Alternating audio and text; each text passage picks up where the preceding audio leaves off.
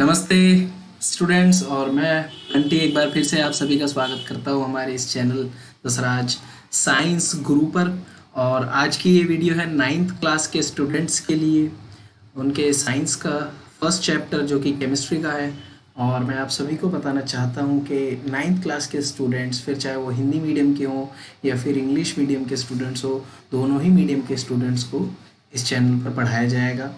Second चीज़, जो content मैंने लिया है अपने नोट्स का, यानी जहाँ से मैं आपको पढ़ा रहा हूँ, वो आपकी किताब एनसीईआरटी में और आपके एनसीईआरटी के जो सपोर्टिंग मटेरियल आपको दिया जाता है स्कूल की तरफ से, वो ऑनलाइन भी अवेलेबल है। आप ऑनलाइन उसे इंटरनेट से डाउनलोड कर सकते हैं। मैंने उन्हीं दोनों किताबों में से अपने नोट्स का कंटेंट लिया है, ठीक है।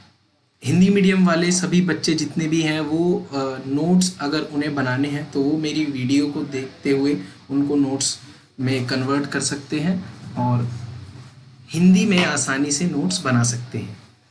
अगर आपको वीडियो में कोई भी ऐसी चीज़ हो जो समझ में ना आए या फिर आपके मन में कोई डाउट हो, तो उसी टाइम वीडियो को पॉज करें और अपने उस डाउट को नोट डाउन कर लें। अगर वो डाउट वीडियो में ही कवर हो जाता है, शॉर्ट आउट हो जाता है, तो ठीक है। अदरवाइज़ आप मुझे मेरे डिस्क्रिप्शन में दिए हुए नंबर पर व्हाट्सएप या फिर कॉल करके मुझसे पूछ सकते हैं उस डाउट के बारे में। आई शैल शॉर्ट आउट दैट डाउट, और मैं आपकी उस डाउट ही नहीं बल्कि और जितनी भी प्रॉब्लम्स होंगी उन सबको शॉर्ट आउट करने की कोशिश करूँगा। तो आइए चलिए शुरू करते हैं हमारा chapter number 1, matter in our surrounding, यानी कि हमारे आसपास के पदार्थ। अब पदार्थ की बात करेंगे तो सबसे पहले ये जानेंगे कि पदार्थ यानी कि मैटर का क्या मतलब होता है। इन आर सराउंडिंग यानी कि हमारे आसपास पाए जाने वाले जितने भी तरीके के पदार्थ होते हैं उन सभी के बारे में हम यहाँ पर स्टडी करेंगे। तो सबसे पहले आपको मैं यहाँ पर बताना चाहता हूँ कि इस चैप्टर में हम क्या क्या पढ़ेंगे। 3 तरीके के पदार्थ होते हैं, सॉलिड, लिक्विड और गैसेस, यानी कि ठोस, द्रव्य एवं गैस। और इन सभी के जितने भी पॉइंट्स हैं उन पर ध्यान देंगे। साथ ही साथ इन तीनों में क्या क्या समानताएं हैं और क्या क्या असमानताएं हैं, यानी कौन कौन सी ऐसी चीज़ें हैं जो मिलती हैं और कौन कौन सी ऐसी चीज़ें हैं जो कि डिफरेंट है, जो कि नहीं मिलती, उसके बारे में ध्यान देंगे। तो आइए सबसे पहले मैटर यानी कि पदार्थ के बारे में पढ़ते हैं और मैटर की definition. Matter, the matter is the material of which everything in this universe, इस ब्रह्मांड की एक एक चीज क्या है, मैटर है, यानी कि पदार्थ है। इस ब्रह्मांड की एक एक चीज पदार्थ है, या फिर मैं कहूँ एक एक वस्तु जो इस दुनिया में बनी है वो मैटर से मिलकर यानी पदार्थ से मिलकर बनी है। In and around us is made up of in different shapes, अलग अलग तरीके के आकार में जितनी भी चीज़ें हमारे आसपास हैं। अब बात करते हैं इसकी डेफिनेशन। इसकी डेफिनेशन क्या कहती है? It is anything that occupies space and has mass and offers resistance to any applied force. तो एक मैटर यानी कि एक पदार्थ किसे कहा जाता है? एक पदार्थ उसे कहा जाता है जो कि थोड़ा सा स्पेस ऑक्यूपाई करता हो, यानी थोड़ी सी जगह घेरता हो, प्लस जिसका अपना एक मास हो यानी कि द्रव्यमान। अब मैं आपको बताना चाहता हूँ कि मास क्या होता है। किलोग्राम में जो हम मापते हैं उसको मास कहा जाता है, द्रव्यमान कहा जाता है, यानी कि वजन किसी वस्तु में कितना है, कोई वस्तु कितनी हल्की है कितनी भारी है, उसको उसका द्रव्यमान यानी मास कहा जाता है, ठीक है। अब आपके माइंड में अगर ये क्वेश्चन होगा कि वेट किसे कहा जाता है, तो ये आप 9th क्लास में ही फिजिक्स में पढ़ लेंगे। तो अभी मास पर ध्यान दीजिए कि कोई भी एक ऐसी वस्तु जो कि जगह घेरती हो थोड़ी बहुत, यानी कि स्पेस ऑक्यूपाई करती हो, प्लस जिसका अपना एक मास हो यानी कि एक द्रव्यमान हो, उसको पदार्थ कहा जाता है। क्या कहा जाता है? पदार्थ, यानी कि मैटर कहा जाता है। अब बात करते हैं कि मैटर किससे मिलकर बना होता है। तो मैटर बना होता है पार्टिकल्स यानी कि कणों से मिलकर, और फिजिकल नेचर ऑफ पार्टिकल्स की बात करेंगे हम यहाँ पर। फिजिकल नेचर ऑफ पार्टिकल्स का मतलब है कि जो जिन कणों से मिलकर कोई पदार्थ बनता है वो कण कैसे होते हैं, कैसे दिखते हैं, या फिर कितने बड़े या कितने छोटे, छोटे से छोटे, बड़े से बड़े हो सकते हैं, और वो काम क्या करते हैं इसके बारे में भी जानेंगे। इसके बाद हम उनके कैरेक्टरिस्टिक्स यानी कि उनके गुणों के बारे में पढ़ेंगे, कणों के कौन कौन से गुण होते हैं। तो पहले पढ़ते हैं फिजिकल नेचर ऑफ पार्टिकल्स यानी कि कणों का भौतिक स्वभाव या फिर हम कह सकते हैं गुण। Matter is made up of particles, कोई भी पदार्थ कणों से मिलकर बना होता है। मैटर जो है पार्टिकल्स से मिलकर बना होता है। The particles of matter are very very small. तो इस बात को आप बहुत ही अच्छे से समझे, ध्यान से समझे। किसी भी मैटर के जो पार्टिकल्स होते हैं वो बहुत ही ज़्यादा छोटे छोटे होते हैं, इतने छोटे जो कि हम सोच भी नहीं सकते। आप जब सेकंड टर्म में अपना थर्ड चैप्टर पढ़ेंगे एटम्स एंड मॉलिक्यूल्स, तब आप वहाँ भी मैटर के बारे में पढ़ेंगे कि मैटर किससे मिलकर बना होता है। तो मैं आप सभी को बताना चाहता हूँ कि पार्टिकल्स से मिलकर मैटर बना होता है, और वो पार्टिकल्स बहुत ही ज़्यादा स्मॉल होते हैं, इवन बियॉन्ड आर इमेजिनेशन, हमारी सोच से भी बहुत ज़्यादा छोटे होते हैं। जितना हम सोच सकते हैं, हमारी सोच तो परे है ये चीज़। तो सबसे पहले मैं आपको एक एग्जांपल बताना चाहूँगा, ये आपकी किताब में भी है, एक्टिविटी 1.1 और 1.2। यहाँ देखिए हमने वाटर लिया है और वाटर में हमने नमक मिलाया है यानी कि सॉल्ट को ऐड किया है, उसके बाद उसको स्टर किया है यानी कि स्टर करना, STIR स्टर। स्टर का मतलब है हिलाना। जब हम जैसे कई स्टूडेंट्स हैं जो दूध पीते होंगे तो वो दूध में चीनी मिलाते टाइम उसको चम्मच से हिलाते हैं, उसको स्टर कहा जाता है। तो यहाँ पर देखिए पहली इमेज में मैं आपको दिखाना चाहता हूँ, पानी लिया है, particles of water magnified millions of times. यहाँ पर पार्टिकल्स ऑफ वाटर दिखाए गए हैं यानी कि पानी के कण। अब हमने पानी में सॉल्ट को ऐड कर दिया चम्मच से, आप देख रहे होंगे ऊपर से किस तरीके से हमने सॉल्ट को ऐड किया है। फिर हमने इसको स्टर किया यानी कि हिलाया है, और सॉल्ट ये देखिए ये रहा सॉल्ट। और स्टर करने के बाद हम देखेंगे कि पानी में सॉल्ट जो है वो घुल गया है यानी कि मिल गया है। तो वो सॉल्ट आगे कहाँ गया, वो पानी में ही मिल गया। When we dissolve salt in water the particles of salt get into the spaces between the particles of water. तो अब बात करते हैं कि वो जो नमक था वो कहाँ गया। भाई सीधी बात है, अगर हमने नमक को पानी में मिलाया तो नमक को कुछ ना कुछ जगह चाहिए होगी कहीं जाने के लिए। तो पानी के कणों के बीच जितना भी स्पेस खाली था उस जगह में जाकर नमक घुस गया। तो उसको हम कहते हैं गैप बिटवीन पार्टिकल्स, या फिर पार्टिकल्स के बीच का जो स्पेस है। आप सब लोग देख सकते हैं when we dissolve salt in water, जब हमने नमक को पानी में मिलाया तो पार्टिकल्स ऑफ सॉल्ट, सॉल्ट के जो पार्टिकल्स हैं यानी कि नमक के जो कण हैं वो gate into the spaces between particles of water, यानी कि वाटर के पार्टिकल्स के बीच जो स्पेस है, जगह जो छुटी हुई है उसमें चला गया।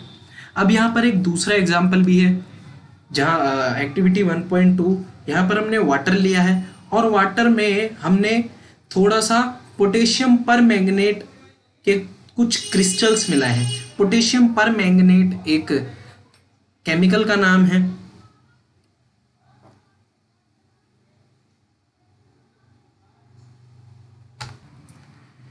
पोटेशियम पर मैंगनेट एक केमिकल होता है और उसके क्रिस्टल्स की हम बात कर रहे हैं यानी कि सॉलिड फॉर्म में है वो।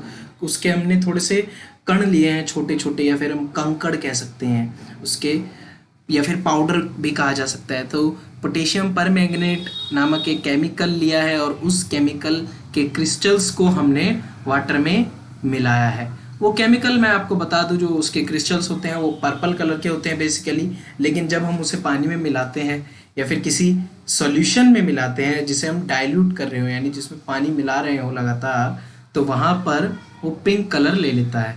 तो यहाँ पर देखिए हम क्या करेंगे, हमने 100 ml वाटर लिया और उसमें हम लगातार लगातार लगातार लगातार क्या कर रहे हैं, हम पोटेशियम पर मैंगनेट मिला रहे हैं। हमने थोड़ा सा ही पोटेशियम पर मैंगनेट मिलाया और ये देखिए वाटर का कलर कैसा हो गया। वाटर का कलर यहाँ पर पिंक हो गया है। तो हमने पानी के देखिए कई सारे पार्टिकल्स थे, लेकिन केवल इतने से पोटेशियम परमैंगनेट ने ही पूरे पानी को पिंक कर दिया। इसका क्या मतलब है? इसका मतलब है कि बहुत ही छोटे छोटे छोटे छोटे पार्टिकल्स पोटेशियम परमैंगनेट के पास थे, जो कि पानी में चले गए और उन्होंने पानी के रंग को पिंक कर दिया। और इसके बाद आप देख सकते हैं कि अगर हम 10 ml वाटर 10 ml इस पिंक पानी का लगातार मिलाते जा रहे हैं तो भी पानी पिंक पिंक हल्का पिंक हमें दिख रहा है। तो हम देख सकते हैं कि estimating how small are particles of matter with every dilution तो the colour becomes light it is still visible.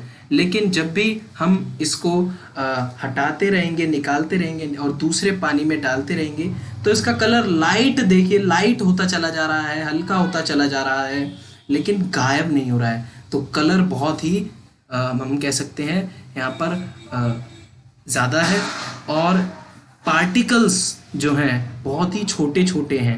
इस वजह से हमने जो पोटेशियम परमैंगनेट ने पानी को पिंक कलर कर दिया। आई होप आपको ये समझ में आया होगा। और एक बार आप देखें आगे की ओर कि आगे की ओर क्या कह रहा है ये। This experiment shows that just a few crystals of potassium permanganate can colour a large volume of water about 1000 litre. तो देखिए जो बात मैंने बताई आपको वही बात ये कह रहा है। दिस एक्सपेरिमेंट, इस एक्सपेरिमेंट से मैं पता चला कि पोटेशियम परमैंगनेट का एक छोटा सा पाउडर या फिर उसके बहुत ही कम क्रिस्टल्स, कुछ क्रिस्टल्स ने, कुछ ही कणों ने पूरे पानी को कलर कर दिया है। तो हम इससे ये कंक्लूड यानी इससे ये निष्कर्ष निकाल सकते हैं, ये बात पता कर सकते हैं कि बहुत ही छोटे छोटे पार्टिकल्स हैं पोटेशियम परमैंगनेट के, जिसमें बहुत ही कम गैप भी है, प्लस वो पानी को ज़्यादा से ज़्यादा पानी को कलर भी कर सकते हैं। तो ये बात हमने जानी कि कितने छोटे छोटे पार्टिकल्स का साइज जो है वो कितना छोटा होता है। The particles of matter are very small. तो पार्टिकल्स जो है मैटर के वो बहुत ही स्मॉल होते हैं। They are small beyond our imagination. वो इतने छोटे होते हैं कि हम सोच भी नहीं सकते, हमारी सोच से परे है ये बात। तो आई होप कि आपको ये दोनों चीज़ें समझ में आई होंगी। अब पढ़ते हैं पार्टिकल्स के बारे में ही थोड़ा सा और जानते हैं। गतिज ऊर्जा क्या होता है और गति करते रहते हैं पार्टिकल्स, क्या करते रहते हैं क्या नहीं। तो पार्टिकल्स के गुणों के बारे में जानेंगे, यानी कि पदार्थों के, कणों के कुछ अभिलाक्षिक गुण।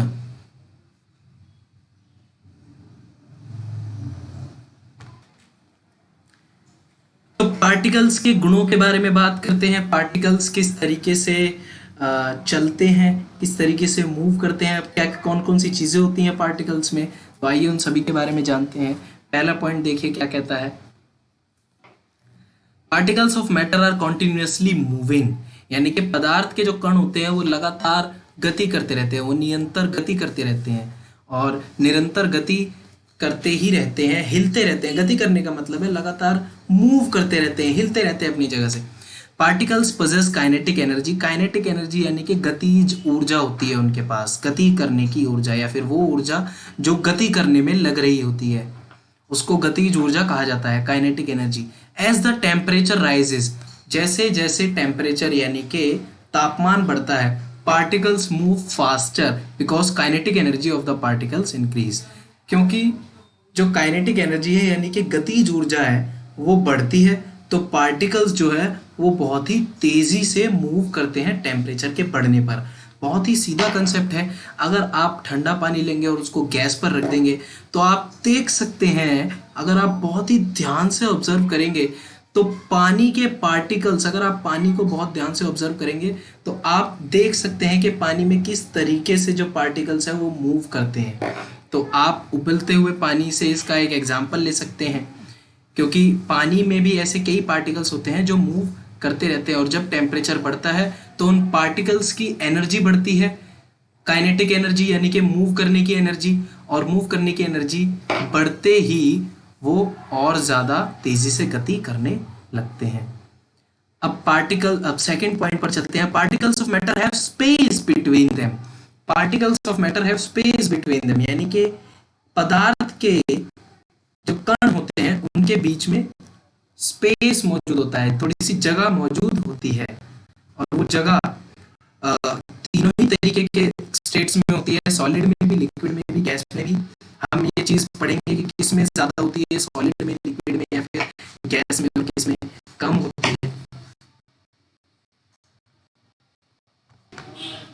और इस चीज का तो अभी अभी जैसे कि हमने एग्जाम्पल देखा कि किस तरीके से जो पानी है, अगर हम उसमें सॉल्ट मिलाते हैं तो वो सॉल्ट किस तरीके से पानी में डिसॉल्व हो जाता है। और सॉल्ट इस वजह से पानी में डिसॉल्व होता है क्योंकि पानी में कहीं ना कहीं कुछ ऐसा स्पेस है जो कि रिक्त है, कोई रिक्त स्थान है, खाली स्पेस मौजूद है जहाँ पर नमक चला जाता है। तो आइए थर्ड पॉइंट की तरफ चलते हैं। Particles of matter attract each other, यानी कि जो मैटर के पार्टिकल्स होते हैं, पदार्थ के जो कण होते हैं, वो एक दूसरे को अट्रैक्ट करते हैं, एक दूसरे को आकर्षित करते हैं अपनी तरफ। When we open a water tap, जब भी हम एक वाटर टैप यानी कि पानी की टंकी खोलते हैं, try to break the stream of water with your fingers, और हम अपने हाथ से उसको ऐसे ऐसे करते हैं और स्ट्रीम को ब्रेक डाउन करने की, यानी उस पानी के रास्ते को तोड़ने की या बीच में से काटने की कोशिश करते हैं। तो क्या हम उसे कर पाते हैं? नहीं कर पाते। क्यों? क्योंकि the stream of water remains together, क्योंकि जो वाटर की स्ट्रीम है वो एक साथ रहती है। अगर हम ऐसे पानी को छुएंगे तो वो पानी के साथ हमारी उंगली के साथ जो है पानी बहकर नीचे आता रहेगा। Particles of water held together because of the force of attraction between them, और ऐसा इस वजह से होता है क्योंकि जो पानी के कण हैं उनके बीच एक फोर्स ऑफ अट्रैक्शन यानी कि आकर्षण होता है, और जो कि एक दूसरे को आकर्षित करते हैं अपनी तरफ। और उनके बीच ये जो आकर्षण बल है, इसकी वजह से जो स्ट्रीम है या जो धारा है पानी की, वो हम नहीं तोड़ पाते। या फिर हम किसी भी पदार्थ का एग्जाम्पल ले सकते हैं जिसके जो पार्टिकल्स हैं वो आपस में एक दूसरे को अट्रैक्ट करते हैं। सॉलिड्स में यानी कि ठोस जो होते हैं उनके बीच सबसे ज़्यादा अट्रैक्शन फोर्स होता है। इसके बारे में हम चैप्टर में आगे पढ़ेंगे। देखिए यहाँ पर 3 पॉइंट्स अलग से दिए गए हैं। The space between the particles and kinetic energy of the particles is minimum is in solids, intermediate in liquids and maximum in gases। यानी कि इस पार्टिकल्स के बीच का जो या फिर काइनेटिक एनर्जी जो होती है वो सबसे कम सॉलिड में होती है। सॉलिड के बीच, सॉलिड में जो पार्टिकल्स यानी कि जो गैप होता है, रिक्त स्थान होता है ठोस के बीच कणों का, वो सबसे कम होता है। और काइनेटिक एनर्जी भी जो होती है वो ठोस में सबसे कम होती है, सबसे कम गतिज ऊर्जा होती है ठोस में।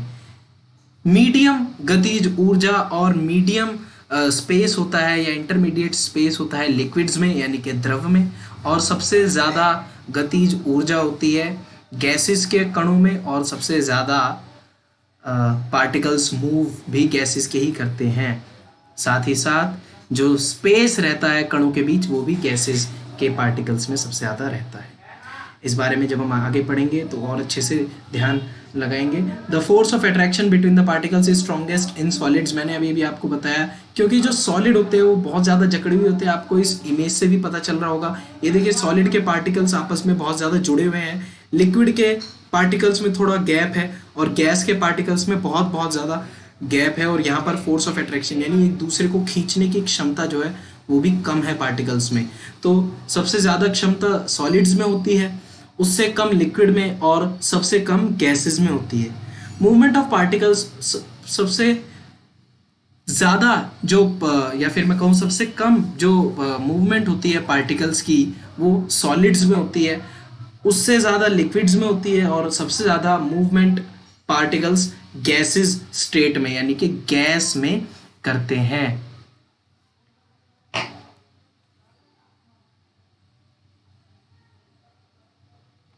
और ये पदार्थ की 3 अवस्थाएं होती हैं, जिन अवस्था में हम पदार्थ को और अच्छे से जानेंगे।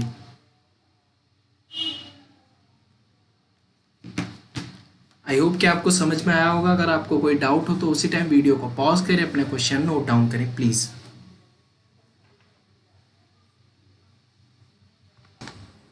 और एक बार फिर से मैं आपको इस इमेज के मीडियम से समझाना चाहूँगा। ये देखिए सॉलिड में किस तरीके से पार्टिकल्स एक दूसरे के बहुत साथ हैं, रिजिड मैं कह सकता हूँ। और रिजिड यानी कि एक दूसरे से बहुत ज़्यादा जुड़े हुए और कठोर हैं, और आपस में फोर्स ऑफ अट्रैक्शन जो है वो ज़्यादा आकर्षण बल है, इसीलिए ये ठोस है। लिक्विड में देखिए, लिक्विड में ऐसा नहीं है। लिक्विड में जो पार्टिकल्स हैं उनके बीच थोड़ा सा गैप भी है, प्लस ये मूव करते हैं। गैसेस में जो पार्टिकल्स के बीच गैप है वो सबसे ज़्यादा है, और ये सबसे ज़्यादा मूवमेंट दिखाते हैं। तो आपको इमेज के माध्यम से समझ में आ रहा होगा, आई होप। अगर नहीं समझ में आ रहा तो आप प्लीज़ मुझे व्हाट्सएप करिए या कॉल करिए, मैं आपको समझाने की पूरी कोशिश करूँगा। आइए चलते हैं अब हमारी वीडियो के नेक्स्ट पार्ट पर, और यहाँ पर हम पढ़ेंगे स्टेट्स ऑफ मैटर के बारे में। कितने स्टेट्स होते हैं, और जानेंगे कि उन स्टेट्स में हमने क्या क्या चीज़ें पढ़नी है। तो states of matter, the physical states of matter are, matter की जो फिजिकल स्टेट्स हैं, भौतिकी अवस्थाएं हैं, वो 3 होती हैं। बाहर से अगर हम देखना चाहें तो अपनी आंखों से 3 अवस्थाएं देख सकते हैं किसी भी पदार्थ की, सॉलिड, लिक्विड और गैस, यानी कि ठोस अवस्था, द्रव अवस्था और गैस अवस्था। वी कैन क्लासिफाई, और अगर हम चाहें तो इन तीनों कैटेगरीज को बांट सकते हैं और समझ सकते हैं। फर्स्ट पॉइंट देखिए, bones and teeth are solids. हमें पता है कि हमारी जो हड्डियां हैं और हमारे जो दांत हैं वो सॉलिड यानी ठोस की कैटेगरी में आते हैं, काफ़ी कठोर होते हैं। सेकेंड पॉइंट देखिए, blood and water present in our body are liquid. Blood यानी कि खून जो होता है, हमारा रक्त या फिर जिसको रुधिर कहा जाता है, वो लिक्विड होता है, और पानी भी लिक्विड होता है, लिक्विड यानी कि द्रव होता है। थर्ड पार्ट देखिए, air in our lungs is gases and also there 70% of water is in our body. और हमारी लंग्स में, जो हमारे फेफड़ों में, हमारे फुफ्फुस कहा जाता है फेफड़ों को हिंदी में, हमारे फेफड़ों में जो हवा जाती है, हमें सभी को पता है कि हवा जो है एक तरीके का गैस पदार्थ है, और गैस स्टेट होती है। हवा की जो स्टेट है, अवस्था है, वो गैस होती है। तो ये 3 स्टेट्स होती है, और ये उन तीनों के एग्जाम्पल हैं। और सबसे पहले हम सॉलिड स्टेट के बारे में यहाँ पर पढ़ेंगे। तो सबसे पहले सॉलिड स्टेट्स के बारे में ये देखिए, ए पॉइंट, इनके क्या क्या कैरेक्टरिस्टिक्स होते हैं उनके बारे में पढ़ेंगे, यानी कौन कौन से गुण होते हैं जिनसे हम पहचान कर सकते हैं कि कोई भी पदार्थ सॉलिड है। Have definite shape. देखिए, जो सॉलिड्स यानी कि ठोस होते हैं, उनकी एक डेफिनेट यानी कि एक निश्चित शेप, एक निश्चित आकार होता है। हम उनका आकार बड़े आराम से बदल नहीं सकते। अगर एक लोहे का पाइप है तो हम उस लोहे के पाइप को बहुत ही ज़्यादा टाइम लगता है, उसको अगर हम किसी और शेप में लेकर आए, या फिर एक सीमेंट से बनाई हुई एक दीवार है तो उसको तोड़ने में या फिर उसको दूसरी शेप में लाना बहुत ही मुश्किल हो जाता है। तो इसीलिए हम कह सकते हैं कि जो सॉलिड्स होते हैं उनकी जो शेप होती है वो काफ़ी डेफिनेट होती है, यानी निश्चित आकार के होते हैं, बदलते नहीं रहते। सेकेंड पॉइंट देखिए, have distinct boundaries. Have distinct boundaries का मतलब है यानी कि इनकी कोई ना कोई सीमाएं होती हैं। इनकी जो शेप होती है या फिर ये जो सॉलिड स्टेट होती है, इनमें बाउंड्रीज होती हैं, सीमाएं होती हैं, स्पष्ट सीमाएं, जो कि हम आसानी से देख सकते हैं। और ये जो पॉइंट है ये पहले पॉइंट से ही जुड़ा हुआ है। अगर डेफिनेट शेप होगी, अगर आकार निश्चित होगा, तो बाउंड्रीज भी होंगी। थर्ड पॉइंट देखिए, हैव रिजिडिटी एंड इनकम्प्रेसिबिलिटी। ये बहुत ही ज़्यादा इम्पॉर्टेंट पॉइंट है, और हिंदी में कहूँ तो निश्चित या फिर स्थिर होते हैं। ये एक जगह पर बदलते नहीं रहते, इधर उधर हिलते नहीं रहते, या फिर क्योंकि इनके पार्टिकल्स भी बहुत कम मूवमेंट करते हैं, और इनमें संपीड़न नहीं होता, ये इनकम्प्रेसिबल होते हैं। संपीड़न यानी कि इनको बहुत दबाया नहीं जा सकता, जबकि हम देखते हैं कि जो गैस होती है उसको बहुत ज़्यादा दबाया जा सकता है, इतना दबाया जा सकता है कि उसको CNG और LPG जो हम अपने घरों में इस्तेमाल करते हैं, LPG gas, liquefied petroleum gas, जो हमारे घरों के गैस सिलेंडर्स में होती है, और कंप्रेस्ड नेचुरल गैस, संपीड़ित प्राकृतिक गैस, जो कि गाड़ियों में होती है, उसको हम कंप्रेस करके यानी कि दबा दबा के, संपीड़न करके, लगातार प्रेशराइज करके उसको सिलेंडर्स में भरते हैं। तो गैसेस में जो कंप्रेसिबिलिटी होती है यानी संपीड़न होती है वो पॉसिबल होती है, जबकि सॉलिड्स में संपीड़न नहीं हो सकता।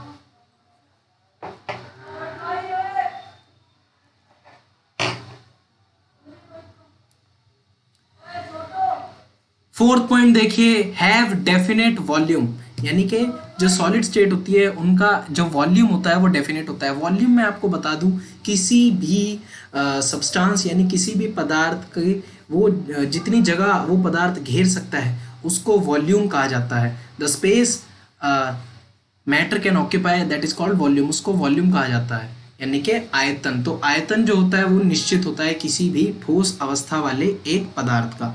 अब इसका एग्जाम्पल देखिए, rubber band is a solid because it can change it's shape under force and regains its shape when force is removed. If excessive force is applied, it breaks. The solids have fixed and rigid shape. The kinetic energy of the particles in the solid state is very less, then therefore solids have fixed and rigid shape. अब देखिए यहाँ पर जो कि rubber band का example अगर मैं दूँ तो रबर बैंड को अगर हम ज़्यादा खींचेंगे तो इसका मतलब हम फोर्स लगा रहे हैं अपनी तरफ से।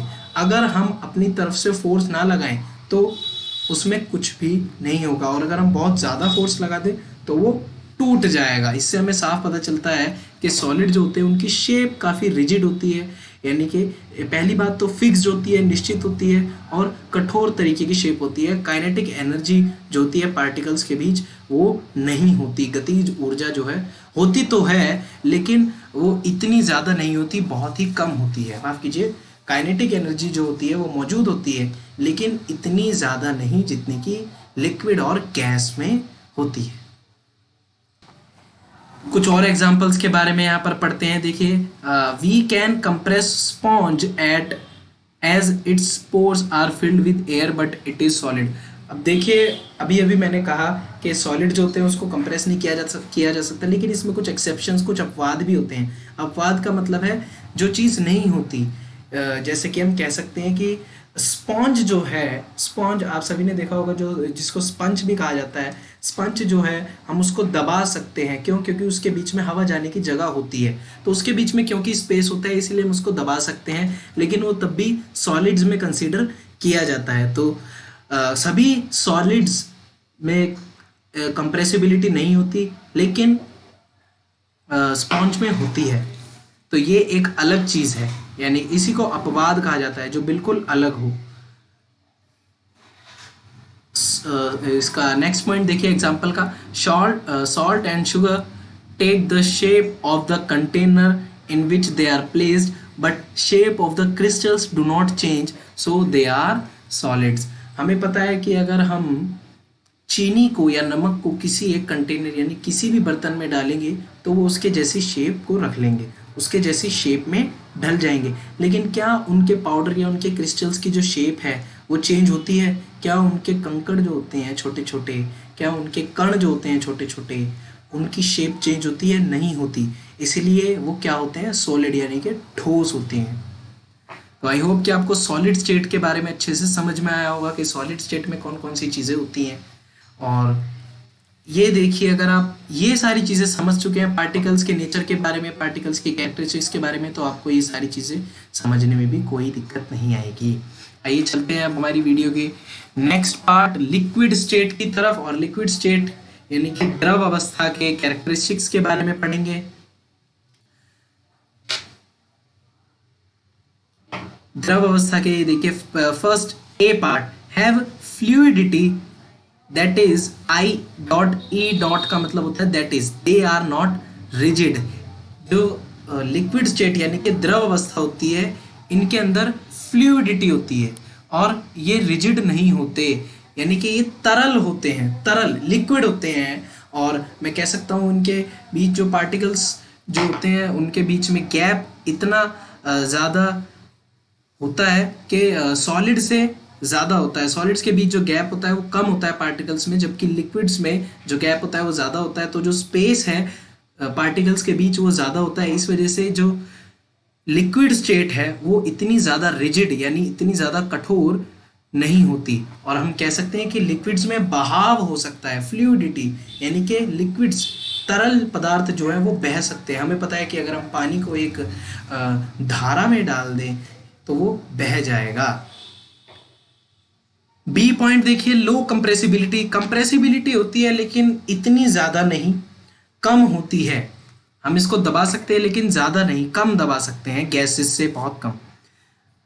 थर्ड पॉइंट देखिए, no definite shape and boundaries, इसकी कोई भी डेफिनेट शेप यानी कि कोई आकार या फिर कोई सीमा नहीं होती, और हम इसको जिस भी बर्तन में डालेंगे या जिस भी जगह डालेंगे उस जगह का ये जो है शेप अपने आप ही ले लेता है। फोर्थ पॉइंट देखिए, हैव डेफिनेट वॉल्यूम। देखिए जो लिक्विड्स होते हैं उनका जो वॉल्यूम यानी कि आयतन होता है वो डेफिनेट होता है, यानी कि आयतन निश्चित होता है। हमें इस चीज का पता है कि और निश्चित आयतन का मतलब है, क्योंकि देखिए लिक्विड स्टेट जो होती है, तरल या फिर द्रव अवस्था हम जिसको कह सकते हैं, इनके बीच में जो अट्रैक्शन फोर्स यानी कि कणों के बीच में जो आकर्षण बल होता है वो बहुत कम भी नहीं होता, बहुत ज़्यादा भी नहीं होता। तो इतना होता है कि वो लिक्विड वॉल्यूम जो है उसका डेफिनेट हो सके, यानी कि जो जगह है वो एक डेफिनेट अमाउंट में, एक निश्चित अमाउंट में घेरेगा, कोई भी लिक्विड हो। तो कोई भी लिक्विड जो होता है उसका वॉल्यूम डेफिनेट होता है, यानी कि निश्चित वॉल्यूम होता है। अब देखिए इसके एग्जांपल्स की अगर बात की जाए तो first point, force of attraction between the particles of liquid keeps its volume same. ये देखिए फोर्स ऑफ अट्रैक्शन की वजह से इसका जो वॉल्यूम होता है वो सेम होता है, यानी कि डेफिनेट होता है, हम कह सकते हैं निश्चित वॉल्यूम होता है। लिक्विड्स आर सब्सटेंसेस, लिक्विड यानी कि द्रव वो पदार्थ होते हैं हैविंग फिक्स्ड, जिनका डेफिनेट वॉल्यूम होता है लेकिन फिक्स्ड शेप नहीं होती। क्योंकि हम उन्हें किसी भी कंटेनर में डालते हैं तो वो वैसी ही शेप रख लेते हैं, यानी किसी भी बर्तन में अगर हम डालेंगे किसी लिक्विड को तो वो वैसी ही शेप पा लेता है। अब गैसेस की बात, the gases oxygen and carbon dioxide from the atmosphere diffuse and dissolve in water. Due to these gases, aquatic plants and animals are able to survive. Diffusion is much more in liquids than in solids due to free movement of particles of liquids. ये देखिए diffusion की यहाँ पर बात आई है। Diffusion क्या होता है, यानी कि विसरण का क्या मतलब है? विसरण का मतलब है पार्टिकल्स का मिलना, और ये बहुत ही इम्पोर्टेंट एक पॉइंट है, यहाँ पर मैं आपको बताना चाहता हूँ।